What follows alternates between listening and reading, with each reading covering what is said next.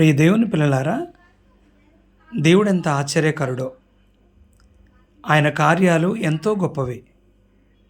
ఆయన భూమిని, ఆకాశమును, అందులో ఉన్న సమస్తాన్ని సృజించిన దేవుడు. చూడండి, మీకు కనిపిస్తున్న ఆ కొండలు, ఆకాశము, ఈ చెరువు, ఇవన్నీ చూసినప్పుడు ఆశ్చర్యం అనిపిస్తూ ఉంది. నిజమే కదా. మన జీవితం కూడా తామరాకు పైన నీటి బిందువు లాంటిదే. తామరాకు అనగా ఈ లోకానికి సాదృశ్యం.